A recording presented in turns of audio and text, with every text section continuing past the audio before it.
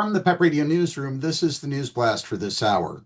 Axios is reporting that on Sunday, demonstrators, including UPMC providers and elected officials, gathered in front of UPMC's headquarters in downtown Pittsburgh, asking the healthcare system to reverse its decision to cut gender-affirming care for people under 19, warning it risks lives and worsens health disparities. The cuts leave the LGBTQ plus youth in Western Pennsylvania with fewer healthcare options and leave local providers unable to deliver care they believe is medically necessary, protesters said. Catherine Anderson, a behavioral health therapist at UPMC, said hospital leaders have warned staff to expect a surge in transgender teens struggling with mental health following the move. She said UPMC plans to launch an intensive outpatient program to support the hundreds of trans teens currently in its care. As if mental health care could ever replace vital medical care, Anderson said, adding that nearly 400 UPMC workers have signed an open letter asking their employer to reverse course.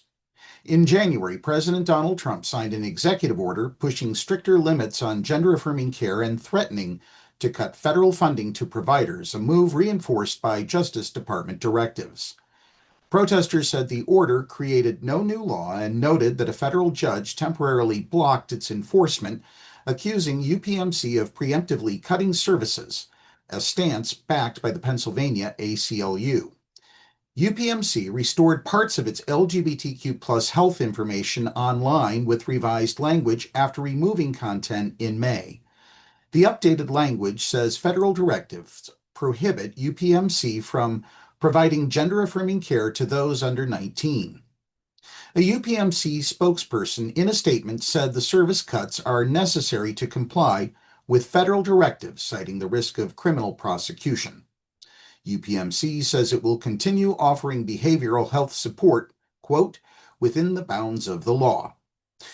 They went on to say, we empathize deeply with the patients and families affected by these ongoing changes, again, according to the UPMC statement.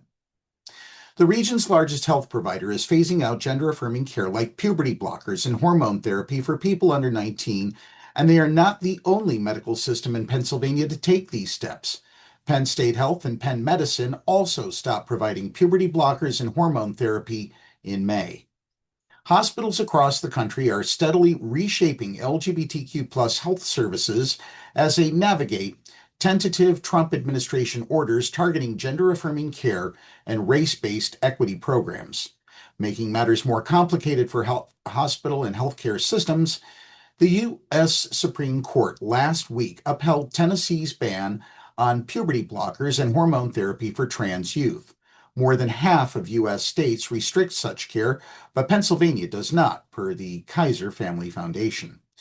Pittsburgh City Councilwoman Barb Warwick on Tuesday proposed legislation classifying medical care denials based on gender identity or expression as discrimination, allowing patients to file complaints with the city's Commission on Human Relations. Trans Uniting is fundraising for those affected by the move, and Pennsylvania Equality Project's website and social media will have a link to their fundraising page.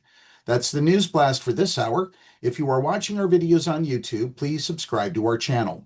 Download the Live 365 app to take PEP Radio with you wherever you go.